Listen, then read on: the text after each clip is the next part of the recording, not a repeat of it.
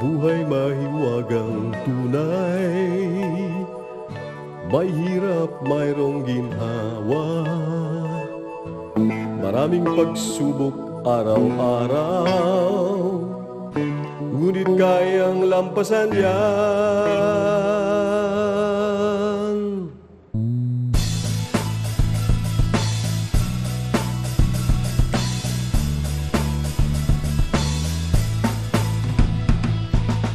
Ano man ang ating katayuan, may pag-asang masisilayan. Wala namang imposible, pangarap natin magyayari. Manalig lang sa may kapal at samahan ang pagsisikap. Sa masipag walang mahirap, patuloy lang tayong mangarap. Pinoy, asenso tayo. Pinoy, asenso tayo. Pinoy, asenso tayo. Asenso. Pinoy, asenso tayo. Pinoy, asenso tayo. Paniwala ka, asenso tayo. Asenso Pinoy.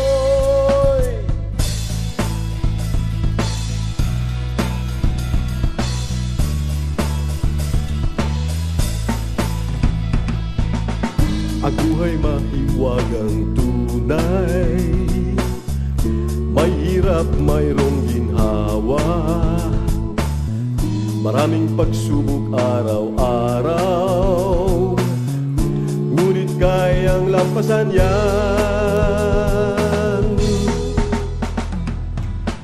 Ano man ang ating katayuan, may pag-asang masisilayan. Wala namang imposible, pangarap natin mangyayari.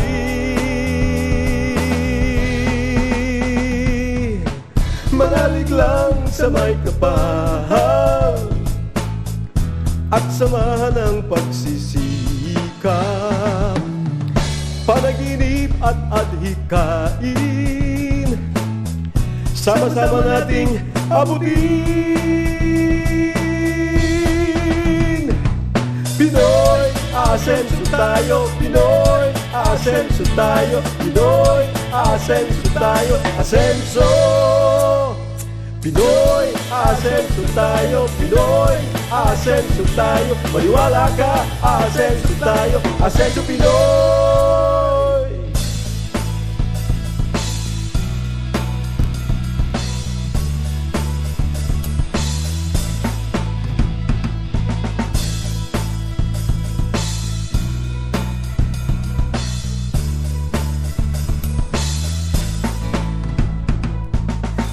Manalig lang sa may kapal at samahan ng pagsisikap.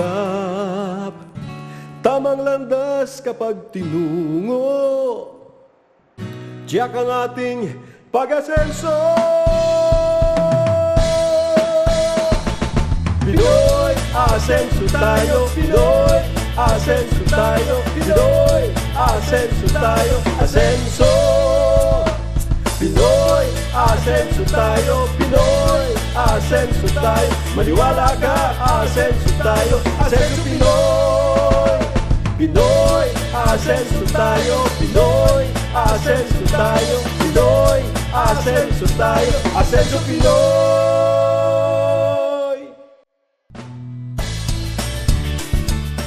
Salamat sa Diyos sa isang magandang araw. Narito ang ating programang maghahatid sa inyo ng inspirasyon, mag-aalok ng pag-asa, at naniniwala sa pamamagitan ng sikap at tamang diskarte, maaari tayong umasenso sa buhay. Ito ang Asenso Ka Pinoy. Magandang araw mga Kapinoy! Love is still in the air dahil ang araw ng mga puso ay hindi lamang tuwing February 14. Let's make every day a Valentine's Day. Ako si Ana Granga Cardona, ito ang Asenso Ka Pinoy. Isang Gen Z entrepreneur ang aming nakilala dahil sa galing nito sa paggawa ng mga aesthetic cakes na animoy straight out of the Pinterest. Panoorin natin ang kwento ng isang coquette cake maker na si Noely Mosqueda, ang owner ng mcucina.cebu sa ating Trending Kapinoy feature.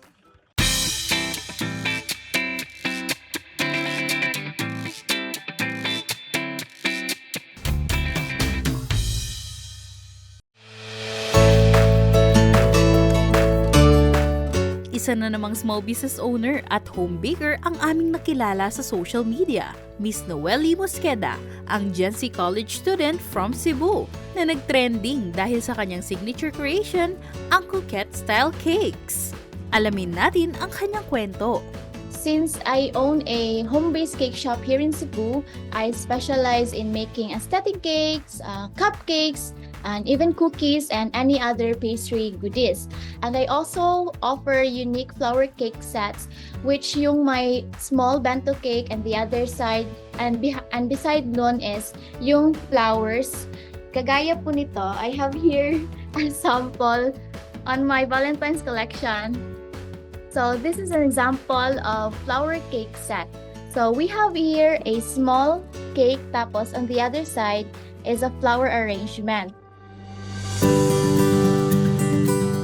My cake business is it's named mcucina.cebu.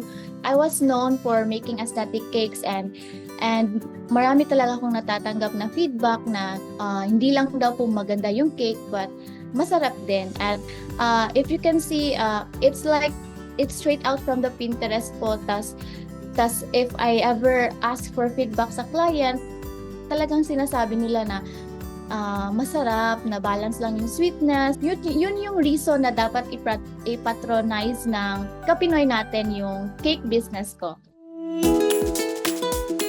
2020 nang simulan ni Noely ang kanyang business dahil sa suporta ng kanyang mga magulang na ipagpatuloy niya ang kanyang passion sa paggawa ng aesthetic cakes habang nag-aaral.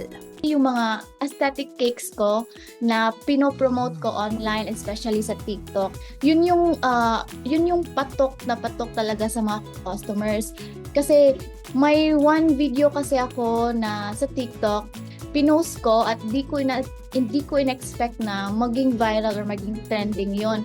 Kasi sa mga Gen Z kasi ngayon, yung mga kabataan ngayon, mahilig kasi sila sa mga coquette, yung mga ribbon, yun yung mga hilig sa mga kabataan ngayon. And usually my target market are those mga Gen Zs. If anything na aesthetic, yung tingin nila na aesthetic or worthy for Instagram feed, bibili talaga sila noon. Coquette Core Aesthetic. Ito ang tawag sa style na ginagawa ni Noely sa kanyang mga cakes. Ito ay nagpapakita ng feminine vibes at ilan sa mga common features nito ay ang ruffles, lace at ribbons. I love trying new designs for my cakes kasi especially these upcoming events na Valentine's. It brings out my creativity na to try new designs na hindi pa nakikita or hindi pa nagiging trendy ngayon. And especially yung mga clients ko na they prefer na ako yung pumili ng design kasi nati-thrill at nagiging challenging kasi yung pagbe-bake ko ng cakes if whenever the client said na ikaw lang po bahala sa design. I trust you naman, I trust your creativity. At doon po parang ang ganda ng feeling na they see and they trust me and they see me that I can make everything look aesthetic, especially sa cakes orders nila. Since I really love baking and doing something that I love as my work gives me a sense of purpose and joy, yun yung alam mo na nagdadala ka ng happiness sa mga tao through your pastries or through my cakes. Tapos, and especially making their day a bit brighter kasi if may mga okasyon, in-need talaga yung cakes as a centerpiece ng table. Tapos, I really love the feeling na nabibring out ko yung creativity ko in every cakes that I make. So, it's the fulfillment na nakukuha ko whenever I bake. For those na gustong sumubok sa baking industry, I can really give them na if may naisip kayong negosyo, kagaya ng baking, I think try nyo lang kasi doon din ako nagsimula eh. I have what ifs in my mind na what if try ko nga to, baka sumaksid, baka magiging patok or magiging source of income ko din to. At and also if may pagkakamali, there's always a room for improvement naman kasi nga bata pa tayo. The important thing is you just keep on moving forward. And to be honest, hindi talaga madali yung magiging journey mo. Just do your very best and sa lahat ng ginagawa nyo. And that's my tip for those friends na gusto mag-start ng baking business. Sa mga ka-Asenso Pinoy ko dyan, if gusto nyong umorder, especially in Cebu, you can try my pastries by ordering through our social media accounts. It's mcocina.cebu, both in Facebook and Instagram. And if you want to also watch me decorate cakes, promote my cakes online, I have a TikTok account which is Angelic Chopsticks.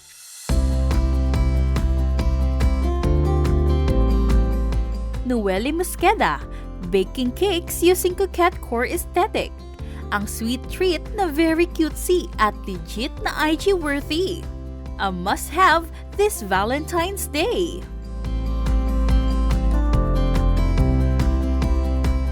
I am Noelle Mosqueda, Asenso Pinoy.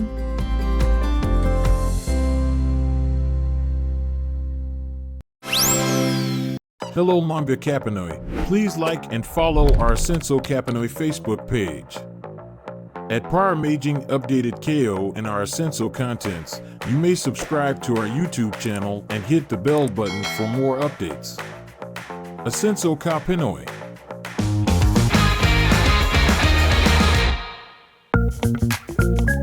Passive income ba ang hanap mo? O gusto mo ng extra racket para kumita?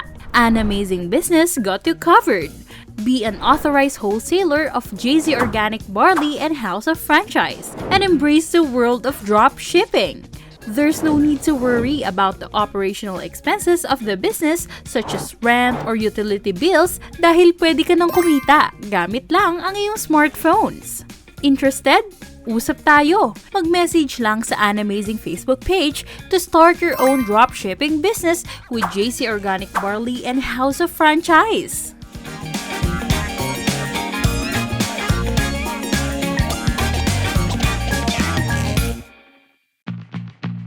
Gusto mo bang maitampok ang iyong negosyo o Asenso story sa Asenso Pinoy? Madali lang yan! Maaari mong i-message ang Asenso Pinoy Facebook page at mag-send ng letter sa aming email address flashed on screen. Ating tandaan, sa pamamagitan ng sikap at tamang diskarte, maaari tayong umasenso sa buhay. Asenso Pinoy.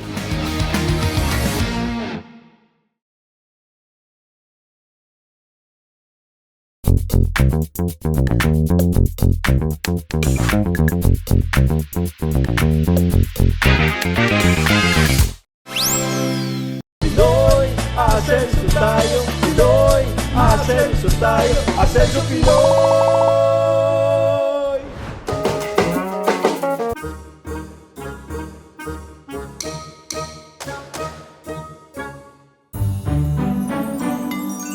Asenso Kapinos mo na ba kung ano ang ibibigay mong bulaklak sa iyong loved ones ngayong love month?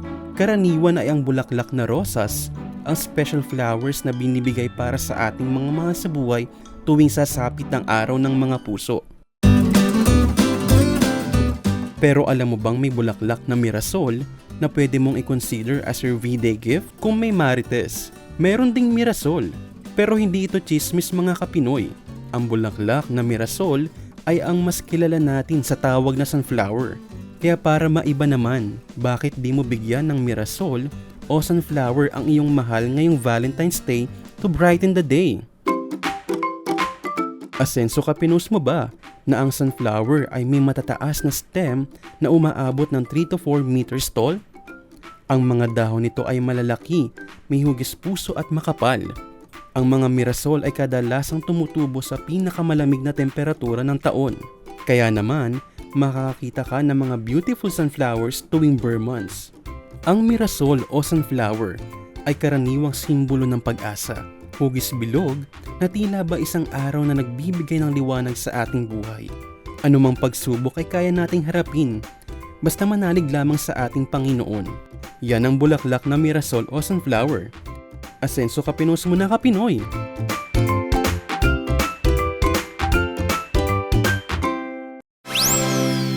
Hello Mambia Kapinoy.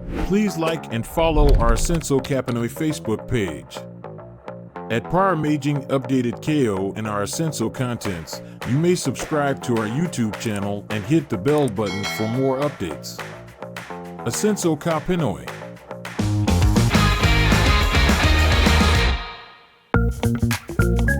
Passive income ba ang hanap mo? O gusto mo ng extra racket para kumita? An Amazing Business got you covered.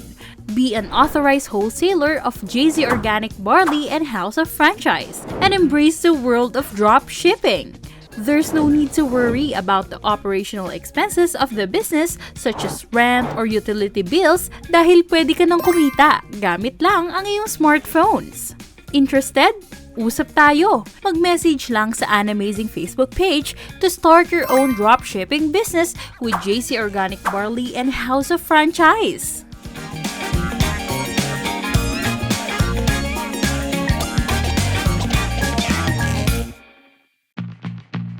Gusto mo bang maitampok ang iyong negosyo o Asenso story sa Asenso Kapinoy? Madali lang yan! Maaari mong i-message ang Asenso Kapinoy Facebook page at mag-send ng letter sa aming email address flashed on screen. Ating tandaan, sa pamamagitan ng sikap at tamang diskarte, maaari tayong umasenso sa buhay. Asenso Kapinoy.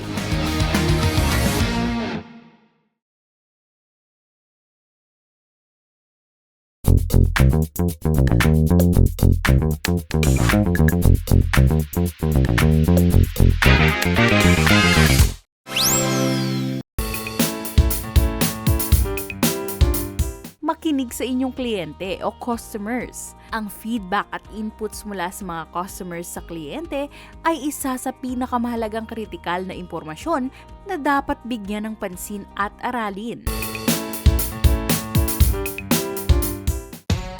Attendance check muna tayo, mga Kapinoy. I-comment ang mga salitang Love Month sa Facebook attendance post upang magkaroon ka ng chance makareceive ng special gift mula sa Asenso Kapinoy.